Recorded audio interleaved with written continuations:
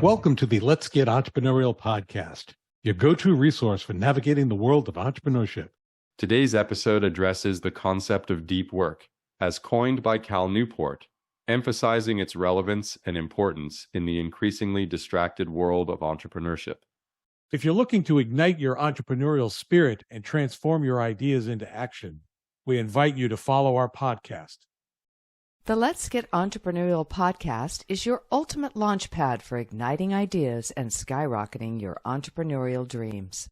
Tune in, buckle up, and let's unleash the entrepreneurial spirit within. Your two hosts will be Professor Gary Palin and serial entrepreneur Ryan Budden. Hello, Professor Palin. How are you today? Doing very well. How are you? I'm doing brilliantly, as always. Hey, we've gotten together to discuss a topic for once that I think I brought to you and you didn't know about. That's a difference.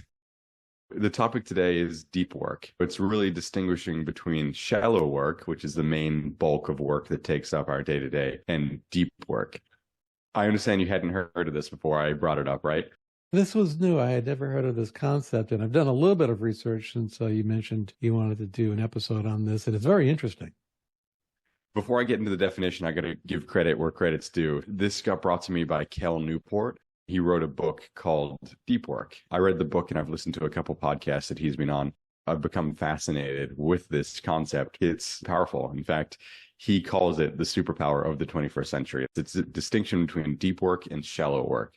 So he defines deep work as professional activities performed in a state of distraction-free concentration that pushes your cognitive abilities to the limit. Basically, it's making sure you're taking time out of your day to have a period in which you can really think deeply about the core activity that you're getting paid to do. So your job or the startup that you're working on, and making sure you're not just doing shallow work, which is still work and you're not taking anything away from it. But it's things like working out logistics of the company or emails, communication, this stuff that is small task orientated that fills the bulk of your day. Those small tasks, would that be the shallow work? That's the shallow work. That's right. Still very important. And he doesn't diminish the importance of shallow work. It's just putting an emphasis on the time and the place for deep work. Deep thinking or deep work, I'm assuming is the correct way to view it, is something that takes an awful lot of concentration, and it's not something you can just turn on and off. Personally, I need to be in a quiet area when I'm thinking very, very deeply about a particular topic. Right. And why I think it's important for our audience and why I suggested we make an episode is quite oftentimes in a startup, that deep work is the special sauce of the business. It's the impact that you have a unique ability to produce, or the thing that you're an expert above that's going to make the business successful. Is this something that you're doing when you're isolated and you're scheduling time to be away from your team, or can it be involved with more than one person? Typically, I view it, and from my readings of Cal Newport's work, it's isolated. I'm sure that you could adapt this in a team environment, but he puts a huge amount of emphasis on being totally distraction-free. In the podcasts I've listened to, he has quite a lot of science around even just having your phone send you a notification, how many minutes it takes your brain to get back away from that notification or your phone or the ping on your computer that you've gotten an email and back into this concentrated zone. Really making sure that you've set up a time, you've buffered yourself from the outside world, and you are just entirely focused on that single task that is occupying that deep work session. When I'm thinking very deeply about a topic, the analogy that I use is I'm driving an automobile at 80 miles an hour. I can't just slam the brakes on, stop, pull over, do whatever, and then get back to 80 miles an hour instantly. It takes me a while to build up. That's wasted time between the stopping and the building up, where I really need to focus for a good block of time. He makes that exact analogy. He refers to your brain having gears. So most people are at least familiar enough with how a car works that you have gears. So when you're in first gear, that's shallow work. You're still working, you've still got momentum. But getting into fourth gear, going from first to second, third to fourth, when you're in fourth gear, that's really when you're focused and you're creating this deep work. If you then have to go look at your phone, you just dump from fourth gear back to first, and you've got to build your way back into it. Even a minimal distraction, because you only think it takes you 3 seconds to look at your phone, acknowledge it, and then get back, actually takes you minutes to get back into this state of deep work. Now, the theory of deep work, is it something that you have to be isolated in a very quiet area by yourself? Or can you be doing something that doesn't require a lot of work, like, say, fishing or gardening, that it's really, there's not a lot of thought and you can be thinking deeply on a subject? Is that possible? He would argue no. It's got to be your sole focus during that time. You're talking about a monotonous task, something you can almost put into the background, like gardening. No, he would argue you'd have to be isolated, sitting, and this is the sole thing your entire being at that moment is focusing on. That's interesting, because I know the example I gave I do very often, which is why I like to garden, because there is no deep thought involved in this. And very often I come up with solutions to my business issues. 100%. And remember, this is a fun concept, and I think people can adapt it to their own lives and take out of it what they will. But I'm specifically referencing the Cal Newport view on it. That's interesting. But I can imagine the application of that, because there are some areas where you're thinking about that's extremely complex, and you can't just turn it on and off. And you need to be in a very quiet, no disturbing, no breaks in your concentration, and concentrating very, very deeply on one particular task. I'm assuming it's one task, not multiple tasks. Correct. One task. And just in case we've lost anybody here, a good example that he gave that made it stand out to me was, imagine if you had been given a very difficult math equation.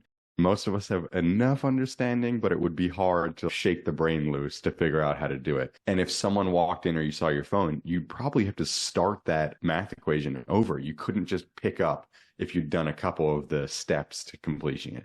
Does that clarify some of it? Definitely. And I would think I need that when I'm doing any coding, because I'm not that proficient in coding. And I have to think very, very deeply on what I'm doing step by step, because one small mistake will mess up the entire code. Then going back to find it is a hassle. It's a perfect example, actually, because it's not something you do every day, but you do have an understanding of how it works. You're dangerous enough to be effective, but it does require that deep work state. We were just speaking before we started recording. When I'm editing these episodes, I need to concentrate very, very fully and very deeply on what I'm doing, because otherwise it just magnifies the amount of time that I'm spending on the same task. That's exactly right. There's two other reasons I thought this was a very worthwhile topic for us. He has something called the deep work hypothesis, and essentially he argues, and I've found it to be true in my conversations, that this ability to get deep work done is becoming rarer and rarer. It's a dying art. He blames social media for a lot of it. In reality, it's probably a bigger problem than just social media. Most content that's being pushed to us, whether it's even school, like learning content, or other forms that we've taken on, like social media, is getting shorter and shorter and shorter. Our attention spans are getting shorter and shorter and shorter. That's the antithesis of deep work, where your attention has to be on it for a longer and longer and longer period of time. I can understand how we would think that the distractions just keep growing. And the smartphone is a major reason for that, which is why when I'm doing anything that I have to focus on deeply, I totally will shut off the smartphone or leave it in another room. Yeah, and that's hard. The first couple times you do it, it feels crazy. You learn sort of how addicted we are all to our devices. I'll lump myself into that absolutely every time. It's a very difficult thing to leave it entirely out of the place. And we all rationalize it, right? What if there's a work emergency? Or what if my wife, my girlfriend, my best friend needs to get a hold of me? And the reality is, if you're doing it for 45 minutes at a time, everything's going to be okay. Yeah, I'm not important enough to have an emergency where someone needs me that fast. And there's a time and a place. You shouldn't do this for probably 8 hours a day. You might have difficult social situations if that's the case. But being sure that you are allocating it is super important. It's interesting. There's a generational distinction when you're talking about how it was hard for you to put your smartphone down. I think nothing of it. I just throw it to the side and it's fine with me. Yeah. So most of my business runs off of my smartphone. So it's the way I feel connected to the world. I would agree. My business is tied to my smartphone too, but putting it aside, it's not a problem for me. I was reading an article that the addiction to smartphones is akin to crack cocaine. I've read that parallel as well. It activates the same neural pathways. I said there were two things, right? So the deep work hypothesis, again, it's becoming increasingly more valuable because it's becoming a rarer skill.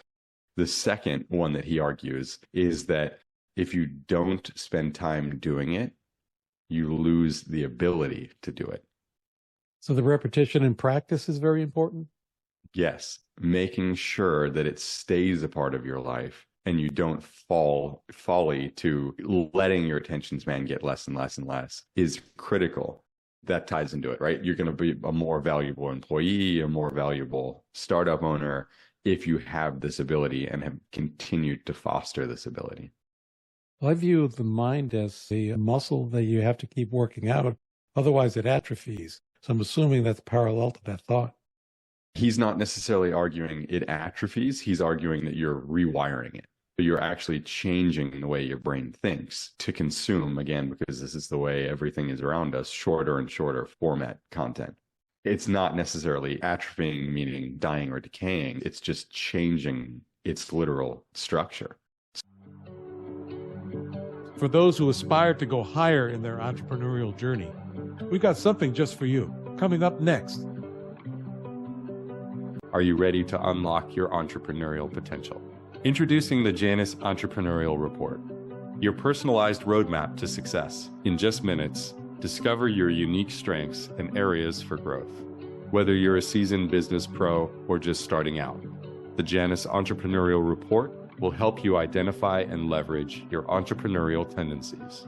Don't wait, visit Prospirit.com and start your journey to success today.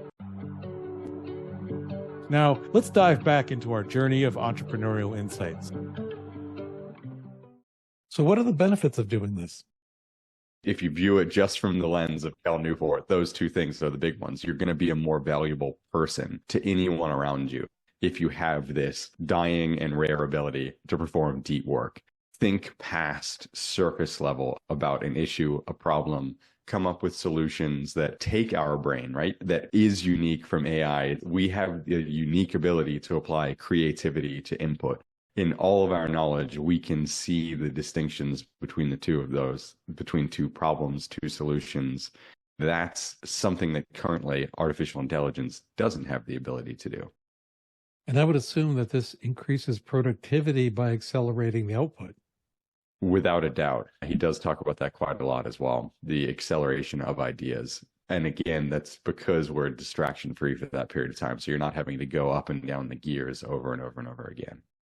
And it sounds like it's a very effective, intense problem-solving tool. Without a doubt. You and I have both talked quite extensively on this podcast about how problem solving is one of the biggest activities an entrepreneur will go through. You are the person who's responsible for every problem that comes across the chopping block. So if you're in a state that you're really effective on honing down those problems and coming up with solutions, you're going to accelerate any sort of growth in your organization. Does Cal Newport talk about this being a competitive advantage? Absolutely. He talks about it being a competitive advantage quite a lot for an individual. He is a university professor as well, so he talks quite a lot about how in university professorship, these research components are one of the last vestiges that have kept deep work alive because they've designated times for professors, or at least in concept. Whether it actually comes into practice, I think you could debate. But in concept, it's designated times for these professors to have deep work and have the safety to do that and push ideas forwards. Well, him being a university professor, I won't hold that against him. Yeah. Or you'd be holding it against yourself. Absolutely. Another great thing that he talks about quite a lot is the principle of least resistance. We've sort of been ingrained to go in the path of least resistance. Whatever activity is easiest to get done, you get done, and that makes you feel productive. You've done a bunch of things at the end of the day, and that gives you this rewarding feeling that you've done a bunch of things. He argues that that's great. You can't take away from that. But did you get the important things done? Did you move the needle for the organization or your startup or the company you're working for? And oftentimes the answer is no, you just got a bunch of stuff done. That ties in with our discussions in previous episodes about prioritizing. And this seems like a very effective tool to accomplish at a very high level the top priorities on your list. This all starts with the daily, weekly, monthly goals, which ironically is the organization system that I use in my life. So when he was talking about that, it really hit home for me. And he was saying that your deep work should always be tied to your monthly or yearly goals. And that's how you know you're properly aligning them. When you're organizing from your monthly to your weekly to your daily, keeping that focus for that deep work on achieving the monthly goals is how you will ultimately get them from monthly to weekly and accomplished on the daily. Well, it sounds like you're suggesting or recommending to have a deep work schedule. Absolutely. And you could use various other things we've mentioned, right? Like time blocking would be a fantastic way of organizing that. Setting a from 1 to 2 every day. There's no phone. I'm sitting in an isolated place and I have a specific task that I'm going to designate my deep work time to.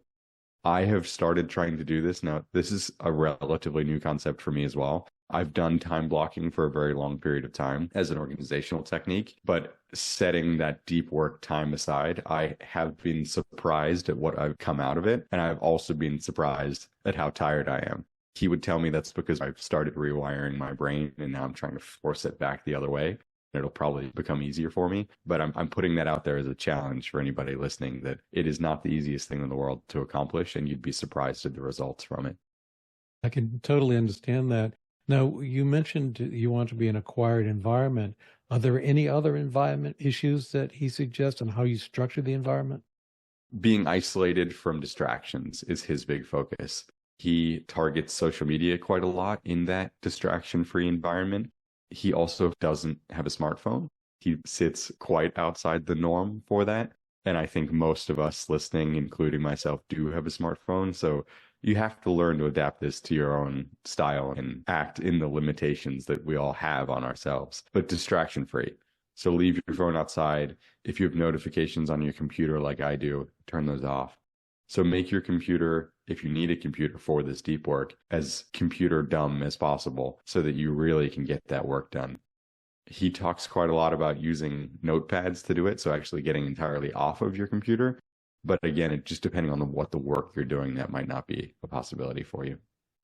Does he talk about like issues as I'm sitting in my new Shaquille O'Neal signature chair? The back support is unbelievable. Well, I'm assuming to be comfortable setting up a proper setup so that you are not getting antsy or distracted from back pain, if you will. And also, is lighting important, temperature important? Comfortability, I don't know that I've ever heard him specifically address that. I would think it has to be important, at least a certain measure of it, right? If your back is causing you pain, it's going to be pretty hard to concentrate on whatever task it is for that deep work session. So I would argue that that's important. And then same as temperature, right? If it's in the realm of comfortability, I think you'd be fine. I don't know that he advocates for making it colder or hotter. It's just being comfortable so it doesn't register, right? You just want it to fade away. And I'm anticipating, by the way, when Shaq is listening to this episode, we give him a shout out on one of his products that we're going to get a sponsorship. There we go. And if he's listening, I hope he'll let us interview him too, because he's doing a lot of entrepreneurial things. He's a super cool guy. Well, any final thoughts regarding to deep work? It's a fascinating concept. I would say give it a try. As a lot of the things we talk about on this podcast, you got to see what works and what fits for you. But I've certainly been taken by this concept, and I think it's producing really quality results for me. So give it a try. I'm going to give it a test run, see how it works. Beautiful. Let's get entrepreneurial. Let's get entrepreneurial. As we wrap up another episode of the Let's Get Entrepreneurial podcast, we extend our gratitude for your presence and attention. Your dedication to the entrepreneurial spirit fuels our passion for creating this podcast. Check out profspirit.com to discover resources and courses designed specifically for innovators like you. Stay on the cutting edge by following us on Spotify, Apple Podcast, YouTube, and other platforms as it is released. Until then, keep the entrepreneurial flame burning.